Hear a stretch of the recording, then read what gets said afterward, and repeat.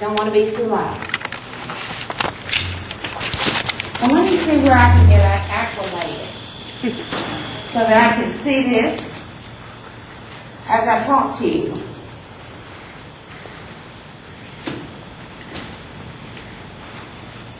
Tonight is not dessert night. I'm not going to serve you up anything you're going to enjoy hearing. Not one thing. So I'm going to go ahead and lay the groundwork here. So I usually tell groups, and I think this is the 43rd time I've given this talk since the legislature adjourned, the 82nd legislature, in June of last year. I tell groups, you think about the nastiest vegetable your mom and dad ever made you eat when you were a kid and you hated it. This is pretty much what this is. But it's important. And so if there's anybody in the room who works for a current legislator, do we have any of those people in the room tonight? Or do we have any legislators in the room tonight? Because I might hurt your feelings about your father. All right. Because it's time for us to talk about the truth about Texas. And our fiscal house is not in order. You know, we've heard some people talk about when they got on the national stage, well, the first thing we do in Texas is we don't spend all the money. I'm about to prove to you that, yes, they've spent all the money, and I'm going to show you how. Now, I'm not going to give you a whole lot of numbers you need to remember, but I'm going to incorporate those things that the Northeast Tarrant Tea Party believes in into what I'm talking about tonight. It'll be clear and obvious to you that we've got to bring those principles into state government, or we're not going to be the leader that this state should be. I am returning as the chairman of the advisory committee for the Tea Party caucus of the legislature, and I will tell you that this session is going to be a very difficult session. We're probably, by the time it gets to March, we're going to be meeting with the caucus every week, once a week. And we're encouraging all of the freshmen to join us. Because quite frankly, Stephanie, you guys need to take that thing home. Okay? Just going to be really straight out about it. Because we need to make sure that this kind of stuff doesn't keep happening. Now, before we get into the presentation, let me just set the table here for you. First of all, did they balance the budget? Well, sure. No. On paper, they balance the budget because they have to. Per the Constitution, they are mandated to balance the budget. But what they count on you not knowing is that there are a variety of ways that you can balance the budget. What are some of those ways? You can cut spending. That's our favorite thing.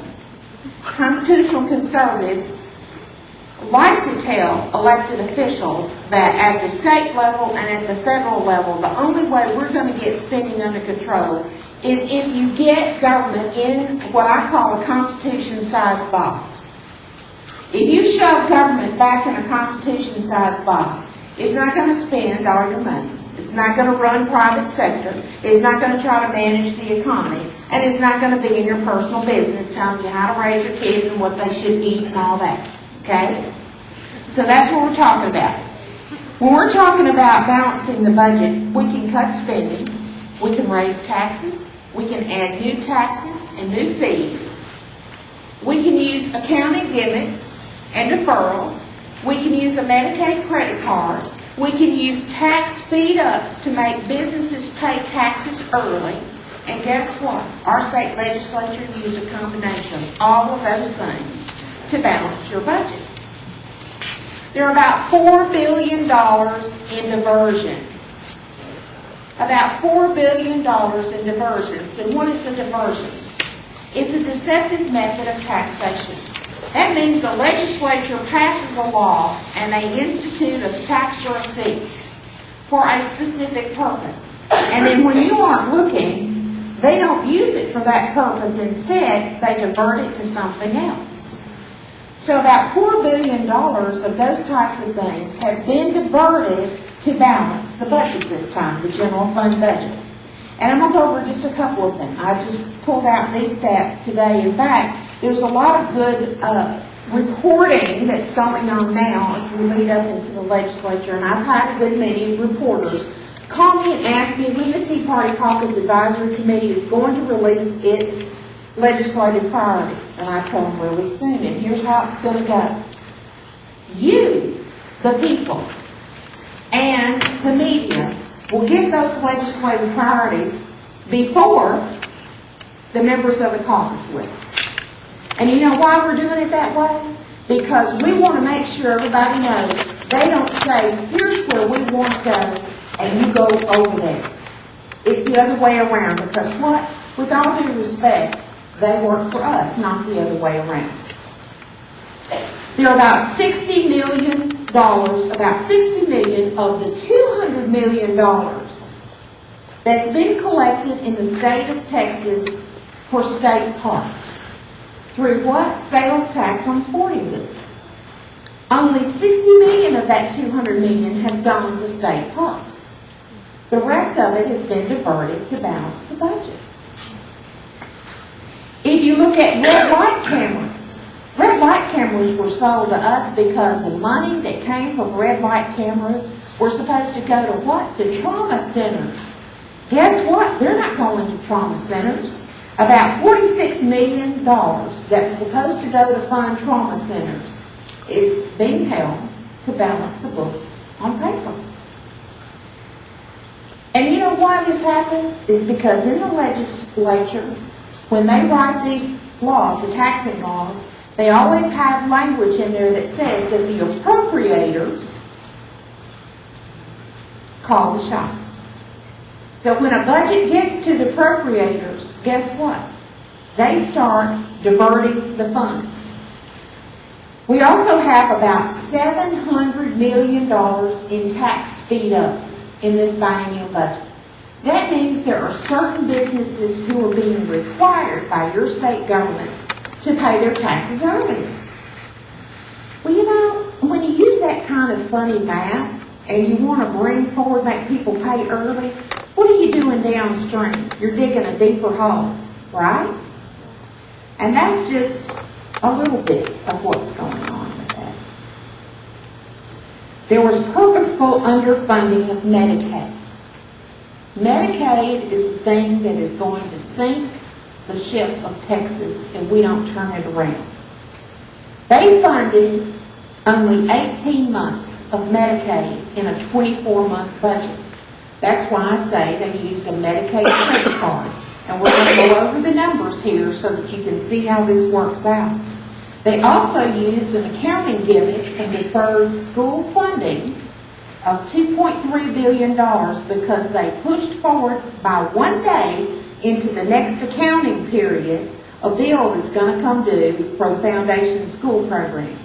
And the Foundation School Program is that part of public school funding that funds student enrollment growth. So by 1 day, they pushed it forward so they wouldn't have to count it. The former Texas Health and Human Services Director, Tom Sees, said that we would need between $15 and $17 billion in new funding for Medicaid in the state of Texas, and that's before Obamacare kicks in. So I'm painting you a picture here of what we've got set up, and I will tell you, Stephanie, you've got a hard job ahead of you. A hard job. But you know what? The people who supported you and are going to elect you to office are going to be there to have your back, Stephanie. I know that. About $800 million on paper, the legislature ordered the Legislative Budget Board to put $800 million on paper that would forecast a faster increase in land values to show more property tax income for schools. Do you hear what I'm saying? They ordered the Legislative Budget Board. Now, you hear about the Congressional Budget Office, the CBO, and they're the ones that attach the fiscal notes at the federal level. That's what the LBB does. The LBB is supposed to figure out how much a piece of legislation is going to save or how much it's going to cost us over a biennium. not only over a biennium, but for the life of whatever the project is. But the LBB was ordered last session to make sure that property values, that land values were $800 million on paper more. In other words, to over forecast, to help the balance the books. Now, and if you're not upset enough yet, here's something you'll really love. Did you know that the state of Texas spends more on Medicaid services for dental programs for children than all other 49 states combined? Last year we spent $184 million just on orthodontic services for children on Medicaid. That was just for the services alone. You also spent another $13 million to pick those kids up from home or from school or wherever and take them to the orthodontist and back.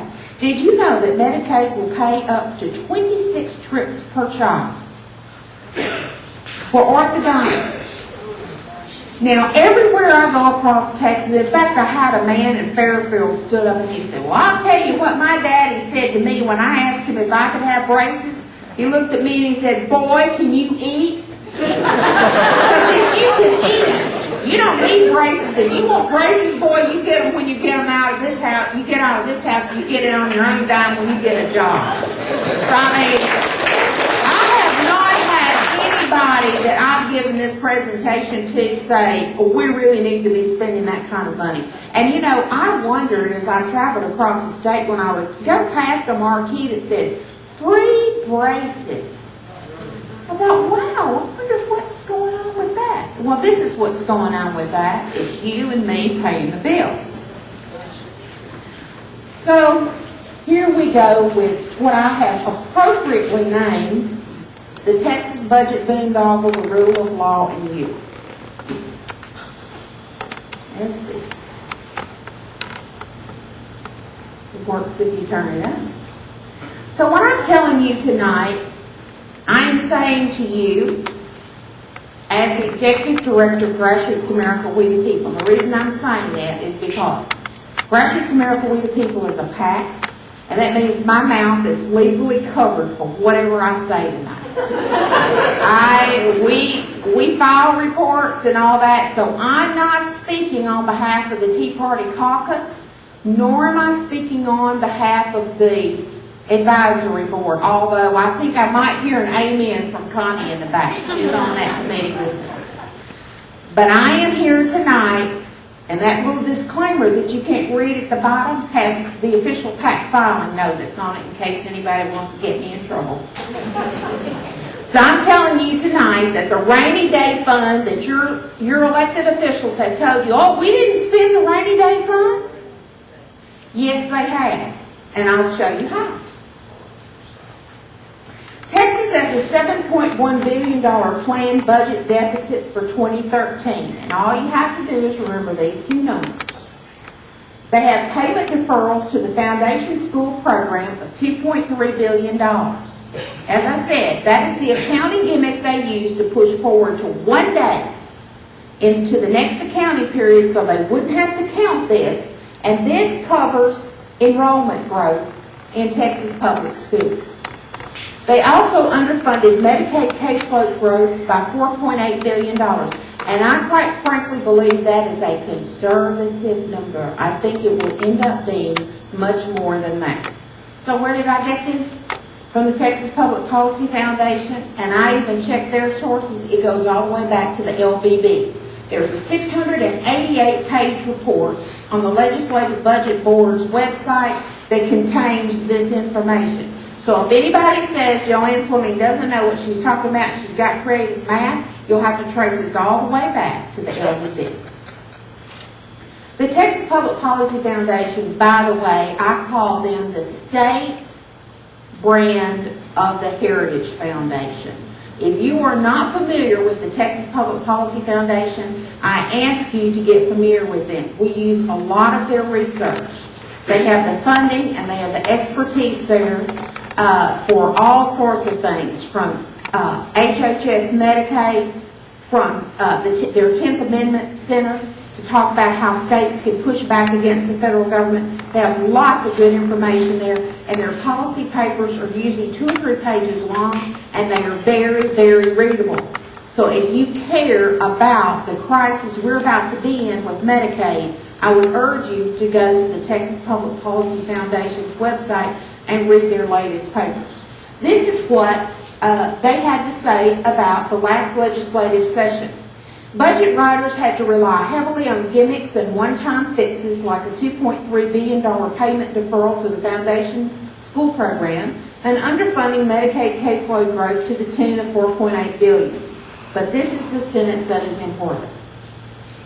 Perhaps even worse than these budget shenanigans is the fact that despite having a golden opportunity, lawmakers failed to make any substantive changes to how and why state government spends money.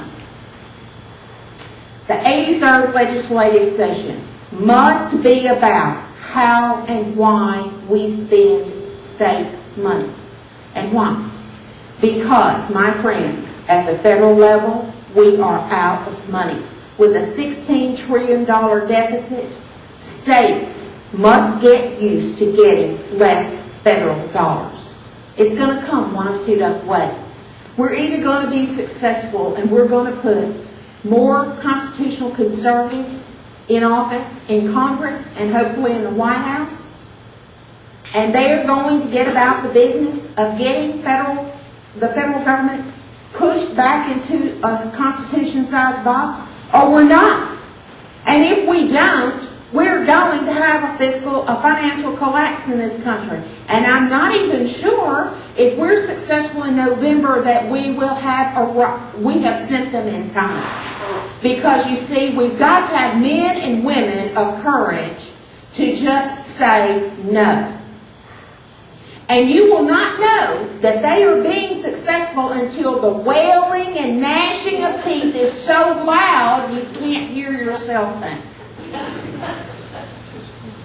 Because we have too many people who are too used to relying on government. Now, are there hard cases that need some help? You're right. But we need to end the 99 weeks of unemployment in this country.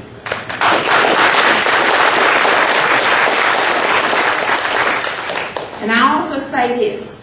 The right way to go about balancing a budget is to not say, oh, let's cut 2.5%, 5%, or 10% across the board. Because my friends out there who are really constitutional conservatives, you know this. If you're cutting 2.5%, 5%, or 10% of something the government should not be doing in the first place, you will never solve the problem. So when you ask your legislators, what is the first thing you're going to do? Is to try that test. And I'm going to show you in a few minutes what are the core constitutional functions of state government. And we won't do it overnight. But we've got to get states back to those core things. And we're going to have to get rid of the rest. And people won't like it because it's some of their favorite stuff. Okay?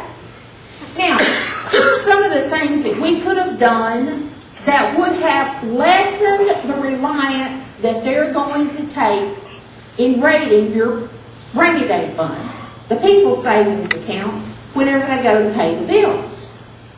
These were rejected in the state Senate. A hiring freeze. A hiring freeze is a common sense way that private sector handles belt tightening. You look at the positions that you have, you see if they are positions you desperately need, and if you can do without them and you have a vacancy, or you have a retirement, people move on, you just don't fill it. We could not get the Senate to agree on a hiring freeze last session. And I will tell you that we really should have had a hiring freeze in every segment of state government except law enforcement and prisons and the court system. You back up the court system and you don't fully hire for your prison systems, and you don't have law enforcement, and by the way, DPS, I was shocked to find out that we have people working for DPS that make less than men and women in municipal police departments. I have to tell you, I am shocked at how far behind our state is. And the turnover in DPS is astronomical.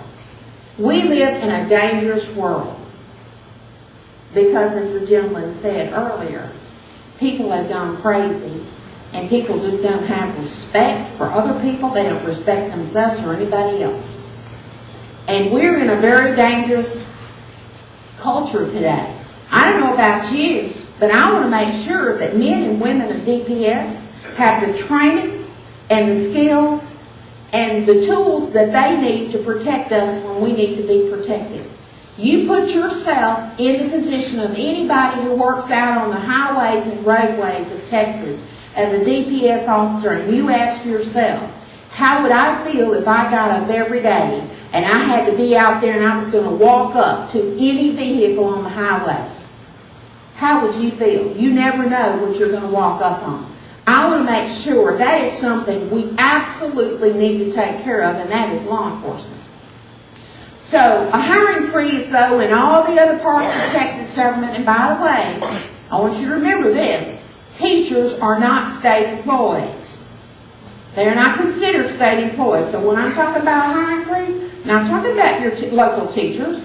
And when I get down to the next item there, pay cuts for state employees, we're not talking about teachers. We had 3 different amendments, and the Senate is the problem area. You can pass something in the House, but when it gets to the Senate, because of their rules, you can't get things done. So this budget amendment, we had 3 of them. It was a 2.5%, a 2.5% pay cut, not forever, but for 2 years, starting at people who make $60,000 and above. We started at $60,000 and above because if you start much lower than that, you're going to drive people to social services. You're not going to do yourself any good in the budget. So we said $60,000 and above. We couldn't get that passed. Then we said $100,000 and above. People working for state government that make $100,000 and above would get a 2.5% pay cut for 2 years. Couldn't get support for that. And then $200,000 and above. People working for your state government that make over $200,000. A majority of the senators could not bring themselves to ask state employees to give up a little. Now you may be sitting out there saying, well, what is it that makes people who work for government a different class of citizen than people in the private sector? I wonder that myself. Here's the explanation that some of the senators gave. Well, we would lose our best and brightest. If we did a 2.5% pay cut, we would lose our best and brightest. And I happen to be watching this debate from my home office. And it was a good thing because they don't let you yell in the Senate chamber. You'll be hauled out of there. But my reply to that was, all right, so we're going to have this mass exodus of state employees. They're going to go run off to a state and pay a state income tax. And we're going to, lose our best and brightest. Then also, we need to eliminate overlapping, duplicated agencies, departments, and programs. We didn't do anything to help this. So now, you might say to yourself, Joann, do we really have overlapping, duplicated departments, agencies, and programs in the state of Texas? And my answer would be, I come prepared. Yes, we did. And I'm going to give you an example. Natural resources. Do you know that there are 38 departments, agencies, and programs that manage natural resources in the state of Texas? And you might be sitting out there saying, well, Joann, Texas is bigger than the state of Rhode Island. We have a lot more natural resources that we need managed. I don't think we need 38 independent kingdoms doing that, because every one of these It's got a director and an assistant, this and that and the other. And before you know it, you just got state government is too big. So there are things that they manage what's above the ground, below the ground, all types of water. There are all types of water authorities, Parks and Wildlife, on-site wastewater treatment research council. We have all varieties, several different ones that manage agriculture. The Coastal Coordination Council, their aquifer authorities, feed and fertilizer control. I didn't know that feed and fertilizer needed to be controlled. But anyway, just all sorts of things here. Here's a place for them to start, okay? Natural resources. And by the way, the pay cuts. Our statewide officials were asked to leave from the front. And when I talk about statewide officials, you know, I'm talking about the governor and the lieutenant governor, the comptroller, and all the statewide officials. We sent them a letter. It was signed probably by many of you. We had several open letters that we sent, that we delivered. And we asked them to leave from the front, because I'm going to tell you, if you don't remember anything else I told you, you look for leaders who lead from the front. A leader will never ask a frontline, on-the-ground person to do anything they're not willing to do themselves. A leader will take a pay cut before they ever ask an employee to do. We asked our statewide leaders to do that. You know what we heard from them? The sound of crickets. So you might want to think about future leadership and what that ought to look like, because we're a long way away from balancing the budget like we did during the good old days. Now, so you say, Joann, you've been talking about putting state government in a constitution-sized box. What are the core constitutional duties of state government? Well, public education. Yes, it is. Public education is a constitutional duty of state government. It is not a constitutional duty of the federal government. Right. All right? So anybody that all colored rains from their face when you say, we really need to shut down the federal Department of Education, we would be A-OK and a whole lot better off if we didn't have those people trying to tell our schools what to do. They've made a grand old mess of it and have spent a lot of money doing it. Then the management of natural resources and transportation. This week, I'm going to Austin. A few of us are getting together to meet with the guy that is the top dog in Texas. And I happen to know him. He used to work for Senator Phil Graham when Senator Graham was in Congress. And so he knows he's going to have a tough room to begin with. But we're going to ask him questions like, why does TxDOT think the only way to solve our problem with transportation is raising the gas tax? Because I don't know about you, but when I found out that 47% of the money we pay in state fuels, motor fuels taxes, are diverted to non-road use, that made me say, wait just a minute here. So we've got some things we've got to do with transportation, and if I get through this whole thing at the end, if somebody will remind me, I'll tell you some funny stories that'll make you even madder about where some of your transportation dollars go. Then we have a core constitutional duty for the justice system. This is your civil and criminal jurisdictional courts, law enforcement, and your correctional or your prison systems. And because the state of Texas took the first dollar of federal funding, we're in it. We're in the Medicaid system, and so it's a gigantic mess. Now, remember this list, because I'm about to show you some things that we spend money on that are not on this list. And so, if they're not on this list, what are we supposed to do? Cut. Get rid of them. All right. Eliminate. One of my favorite topics. Yes, it is. Formula One racetrack. Did you know that the state of Texas, in its budget, has $25 million in funding to put Formula One racing in Austin? $25 million. I heard about that. And I remind you that Governor Perry has line item veto. And I got a call from the Texas Tribune today. Connie, you'll love this. I said, Ms. Fleming, did you know that Governor Perry is in Italy? He's been on a trip to Italy. Well, no, I didn't. I don't keep up that closely with the governor's itinerary. Well, guess what he was there for? Economic development and Formula One. Read that is doing this with your tax money. Because you know what? We have too many people that are addicted to OPMs. Other people's money. And they'll take it every time you've got elected officials who will dole it out. This is actually a 10-year plan for $250 million in investment of tax dollars. And Comptroller Susan Thomas widely supports this, and so does Governor Perry. So there you have it. Did you see Formula One racetrack back over there on the core constitutional functions of state government? No, you didn't. All right. Now, and if you thought that Cork only came through that big sausage-making plant called Washington, D.C., oh no, it happens in Austin. We have corporate handouts and corporate welfare going on in our state government.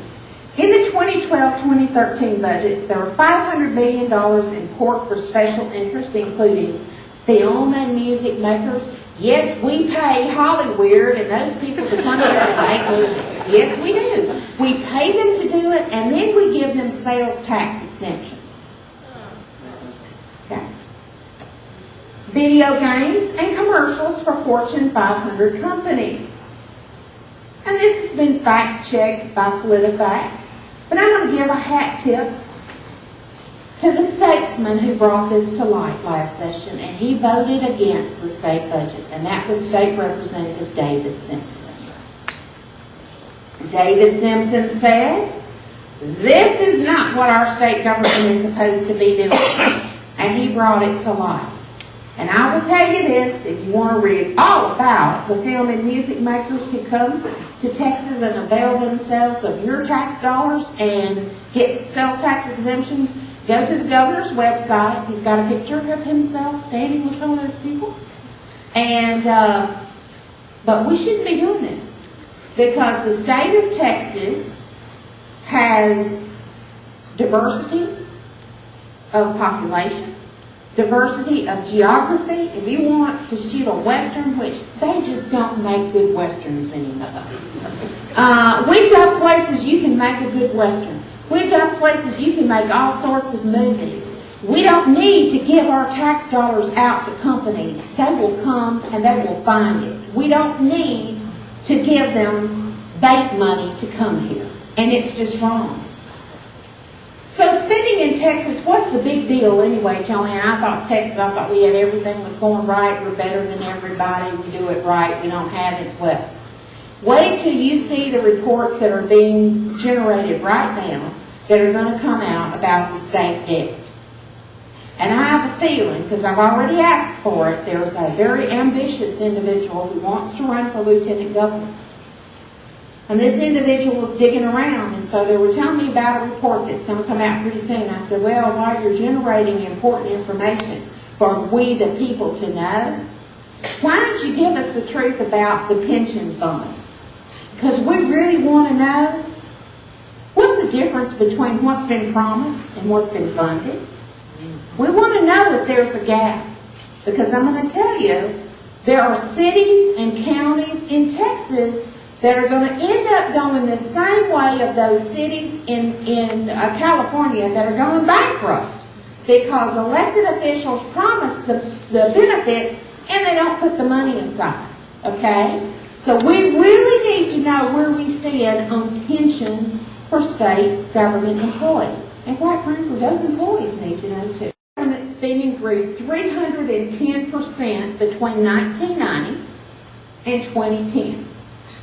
And at the same time, population and inflation rates grew at a combined rate of 132%. So if you look at spending 310%.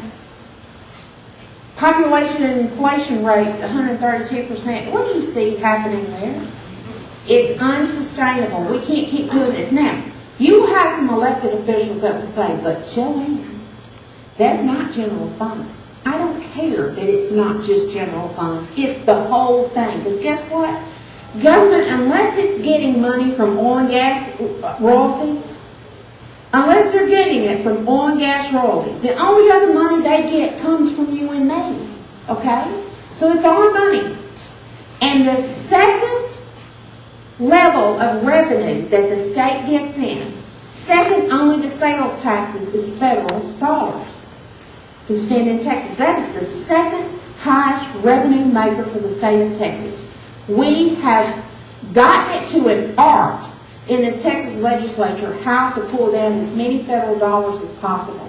And I'm going to tell you, we're headed for a collision course because we're what? We're out of money at the federal level. Okay? During this period of time, health and human services spending rose 406%. 406%. We're talking about Medicaid, HHS, okay? Now, think about the social safety net. I want to be really clear about this. The social safety net should be for citizens and legal residents. Period. We can't afford it anymore. So when your elected officials take that oath of office, and since I've taken an oath of office before, I know that it doesn't have any little fine print at the bottom that tells you you don't have to uphold the laws of the United States as found in the United States Constitution and in the state of Texas in the Texas Constitution, except when it's hard. Except when it's not politically incorrect. Or when your campaign donors don't want you to. You are to uphold the rule of law all the time as an elected official. And I'm going to tell you, we are living in a dangerous day in Texas. It doesn't have to be. And why is that? Because we still have sanctuary cities in the state of Texas. Every day you see information about Al-Qaeda and all sorts of foreign nationals coming into the United States through Texas. And while the border is indeed a federal issue per the Constitution, there is something called the interior enforcement of the rule of law. When your elected officials take an oath of office, they are taking an oath to protect your life, your liberty, your property. Your life, your liberty, your property, period. Not seeing how much money they can throw around to special interests. Not seeing how many laws they can pass. But to protect your life, liberty, and property. And if you will remember, banning sanctuary cities was an emergency item for Governor Rick Perry last session. He was nowhere to be found. And anybody seeing this on video, yes, I mean that, he was nowhere to be found. He never pushed for it. Neither did Lieutenant Governor Newhurst. So, we passed it in the House in the regular session, and because of the rule, you don't have to have a it's a simple majority in a special session. We passed it in the Senate. But they made sure they ran the clock out so they wouldn't have to go to committee on that bill to get it in the form that would pass both houses that would go to Governor Perry. We met, some of us met with Governor Perry a year ago this past June, before he started his presidential campaign. And we asked him, Governor Perry, please take care of this. To his face, please take care of this. If this was an emergency item in January, it's an emergency today. And we believe it's a national security risk. And we've had too many law enforcement officers and too many citizens have lost their lives for you to allow sanctuary cities to exist in the state of Texas. And some of them, like Houston, have it in policy. Most of them are de facto. They don't have it in written policy. They just tell law enforcement, we're looking the other way. You're not going to do anything about this. And so our people are at risk. And this is the unfinished business that we have. As the Texas legislature failed to end sanctuary cities in Texas, and this should not stand. We've got to get this done next session. And I'll tell you, I said to Governor Perry, and his office was full of his entourage of the suits that advised him. And there were plenty of lawyers in the room. I said, Governor Perry, if the governor of Texas ever has the executive authority to issue an executive order, it is for an issue of law enforcement. You have the authority with a stroke of a pen to take care of this now and to say to cities and counties in the state of Texas, if you want to ignore the rule of law, guess what? You just will not get any state grants or any state funding for your city or your county. Not one of those seats in that room stood up and said, Ms. Fleming, you don't know what you're talking about. And we've called them out publicly several times on it. And we still have sanctuary cities in Texas. So I'm telling you, there is something that your state legislature and your state officials can do. And it is the interior enforcement of the rule of law. Ever heard of Jan Brewer? Ever heard of Nikki Haley in South Carolina?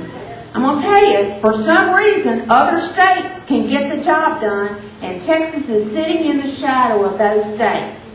And as a native Texan, I have to tell you, I don't like the sound of that. The people of Texas deserve better, and we ought to demand better. So as I said, state after state takes a stand while Texas stalls. And why is this important? As I said before, it's about life, liberty, and property. It's an issue of state sovereignty and upholding the rule of law. And these are all the reasons, you know, why sanctuary cities are bad. You know why that they are bad? Because basically they ignore the rule of law, harbor illegals who can be national security threats. Now, I did not say that everyone that's here illegally is a national security threat. I didn't say that. But I will tell you, we can very much support legal immigration, at the same time insist on enforcement of the rule of law. Because if we don't get back to enforcing the rule of law, not only in Texas but in these United States, we're going to become like Europe. And that's not a good place to be. Harbors people who threaten the lives of citizens and legal residents. They are magnets to exploit the social safety net for free health care and taxpayer-funded government handouts. Sanctuary cities are magnets to work under the radar and excuse for cheap labor interests. And taxpayer-funded social services and jobs should go to citizens and legal residents, period. And I will tell you that there are plenty of businesses in Texas that like cheap labor, and they exploit those people. Do you understand that they don't have to pay them if they don't want to? They're off the books. And if their employees that are hired, that are illegals, if they need health care, do you think they pay for it? I don't think so. But some of those businesses sent letters, and they're posted on the Texas Tribune's website still, sent letters asking the legislature not to pass sanctuary cities because it would be bad for the Republican Party. I have to tell you that I don't do this more than 40 hours a week because I'm trying to save the Republican Party. I've been a constitutional conservative and worked in the Republican trenches for 20 years. I'm trying to save the state of Texas and these United States. And I am trying to drag the Republican Party kicking and screaming back to constitutional government. But I am not going to support. And they're still shaking. I know because I'm getting calls from some of them. And I got to tell you, I'm a nobody from nowhere. So if they're calling me and want to sit down and talk to me, you got to know you guys sent them a message that you got their attention. And we have to keep it up. We have to. There's a long gap between their talk and their walk. So let me remind you about what is the correct definition of integrity. It is the distance between what you say you believe and what you actually do. Talk is really cheap. You'd have to be a complete idiot to be a politician in the state of Texas to not have learned the lingo. But I'm going to tell you that draw the line in the sand kind of lingo means nothing when you do this kind of stuff. So we've got to look at the voting records, and I'm going to say this, I've said it to every group, that we're past the primary now. But every time you look at an incumbent, please look past just their Second Amendment record. I'm a big Second Amendment supporter, and I can use it when I need it. Okay? And I am 100% pro-life. But your elected officials have figured you out. A lot of times they know that most people just go, whoa, pro-life rating 100%. NRA, Gun Owners of America, Texas Rifle Association 100%. And you don't look at their record in other areas. And they are spinning you blind. Some of the biggest liberals in the Texas legislature are pro-life and pro-gun. But they are also spending a whole lot more of their money than is necessary. So please, when you have a challenger come up, please don't just fall in love with that incumbent. Look at the whole voting record, and if you've got a challenger over here that doesn't believe you should spend money on Formula One racetrack and handing out tax dollars to special interests, then you please look at those. So I'm going to ask you to look real quick about this debt clock here. The state and local debt clock. Did you know that we have over $244 billion in state debt? That is almost $10,000 in debt per person. And spending exceeds revenue by $42 billion. We have over 800,000 people unemployed in the state of Texas. And today we have more people on food stamps than the state of California. So I'm telling you, we've got some cracks in the foundation that we need to make sure we support our freshmen that are going in to try to get our foundation stable again. And so here are the last questions. If kicking the can down the road in Washington, D.C., and putting off making those tough decisions is wrong on budgets in Washington, why is it right in Texas? If waste is wrong in Washington, D.C., why is it right in Texas? And crony capitalism and pork are wrong in Washington, D.C., why do we put up with it in Texas? We should not. So the bottom line is only you stand in the way of Texas becoming more like California. Texas must lead this country back to fiscal sanity, and we've got to do it. We've got to do it this next session. The question is, will you? And so I'm going to leave this up here for you to read. This is my favorite quote by Sir Winston Churchill. And so as you think about what you do with the Northeast Tarrant Tea Party and what you do every day to try to save our state and our country, think about this quote, because everybody has to make a decision how much you're going to be committed to saving our state and nation. Thank you for your attention.